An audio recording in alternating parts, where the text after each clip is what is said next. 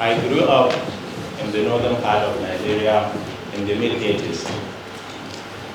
In my home at that time, evenings were often lit by candles, not for ambience, but because the power was out for most of the time. And it was in that flickering moment, in that flickering light, that I fell in love with movies like The Matrix and the Star Wars. For me, they were not just movies, they were signals from a future where machines could think, adapt, and reshape the way we live. Back then, in my entire city, there were only a handful of computers. So in the second year of my senior high school, when my fingers touched a keyboard for the first time, I was mesmerized. For me, it wasn't just an operation. It felt like an arrival.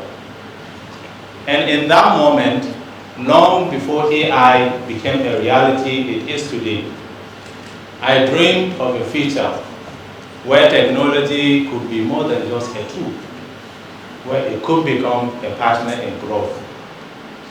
A silent promise settled in me then that I would work very hard and learn how to build that future. And today, living here in China, I see those childhood dreams unfolding into reality. AI embedded in our classrooms, in our hospitals, in farms, and in our phones. Ladies and gentlemen, this is not a science fiction. This is now. This is a reality. This is our reality. A transformation that is not just reshaping industries, but redefining what it means to grow. And so I ask, what happens when intelligence becomes a utility, embedded in every system and in every decision?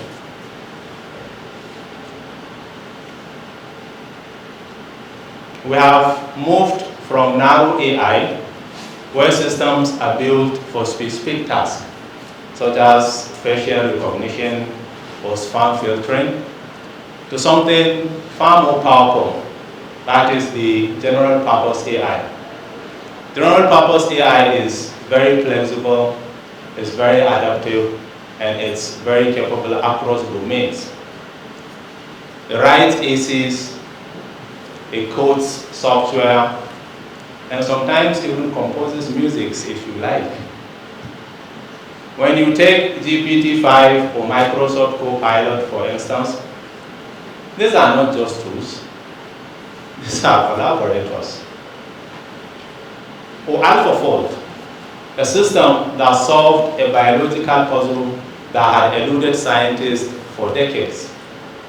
In China here, we have platforms like Baidu's AnyBot that are pushing AI into the heart of industry and society. OpenAI CEO Sam Altman said, AI is going to be, or is currently, the most transformative technology humanity has ever developed. You and I agree with this assessment, right? But here is the deeper shift. When machines can master tasks we once defined ourselves by, growth is no longer about mastery. It is about adaptability. For centuries, growth meant mastery. You studied, you specialized, and you became an expert, a teacher, an engineer, a doctor. But general purpose AI challenges this now. Expertise is being democratized. Anyone with access to AI can produce results that once took years of training. So in my opinion, the real measure of growth is also shifting. It is no longer about what you know. It is about how you respond when knowledge itself becomes fluid.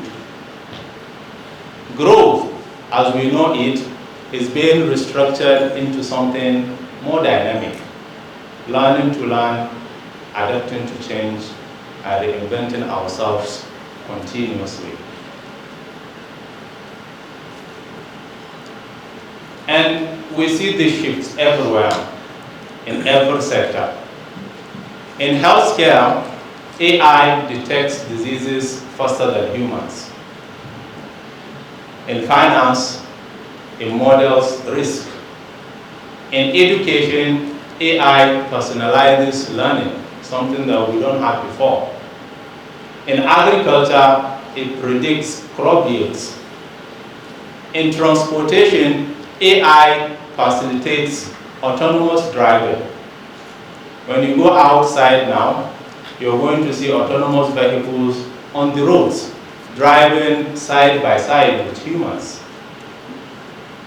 But AI is not restructuring each of these industries by replacing us humans. No. It is by forcing us to redefine growth itself.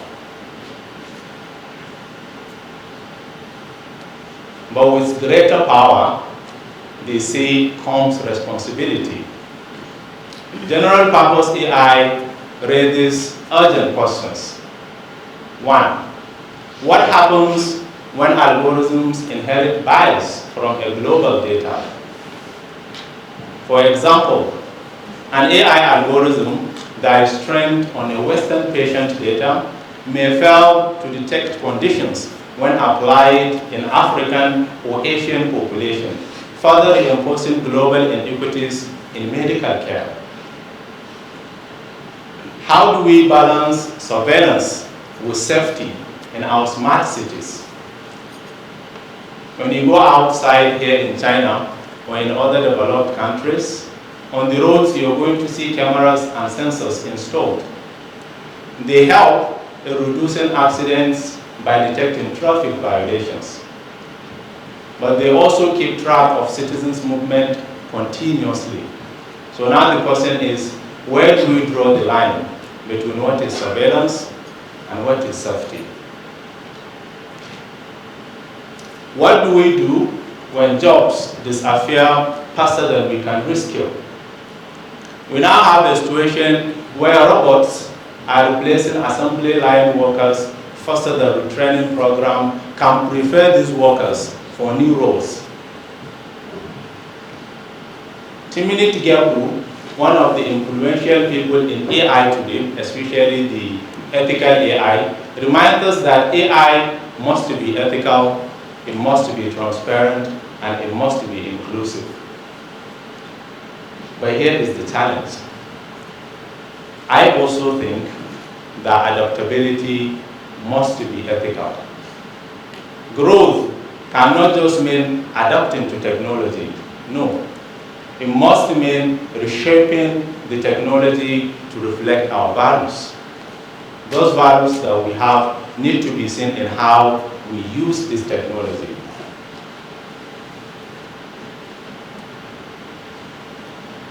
General purpose AI challenges our senses of uniqueness. It amplifies human potentials by helping us, teachers, researchers, and doctors do more, reach further. But I have a question.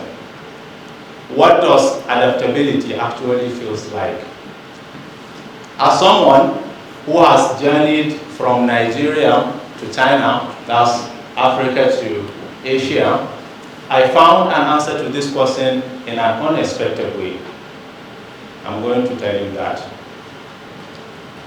When I was in Beijing the other time, I used AI to search for restaurants. It didn't just give me generic options. It actually suggested places serving African food. Why? Because earlier I had searched for African food. And it was in that moment I realized that AI acted like a global mirror. It didn't invent something new.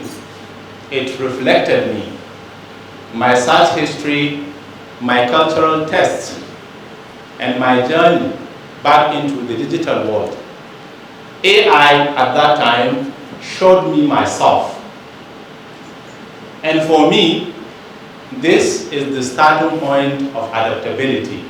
First, to be seen and to be understood. Yet, as AI reshapes our world, one question still lingers in all of us. So what do we do with this AI? How should we respond? Do we resist it? Or do we fear it? Or do we just allow it to take over? Or maybe, do we choose to do something different? I'm going to come back to this. Yes, AI is restructuring our world, but the blueprint is still ours to draw. It is teaching us that growth is no longer about mastery or adaptability, not knowing more, but learning better. And I believe if we choose to embrace this, we will not lose our humanity, we will expand it. Because the real question is not what AI can do. You and I both know what AI can do. It is how we choose to grow alongside it. Humans and intelligence, side by side. Because Control-Alt-Delete, the theme of this year's TEDx QCU talk, is not escape. It is the courage to restart, restructure, and relearn. Now back to the question I asked earlier on about what are we going to do with this AI? My answer to this question is simple. We adapt. Because in this age of AI, the greatest skill is not mastery. That you're a master of something, you're a master of this, you're a master of that. No. It is being the learner who never stops growing. So I say, we keep learning and we keep growing. Thank you.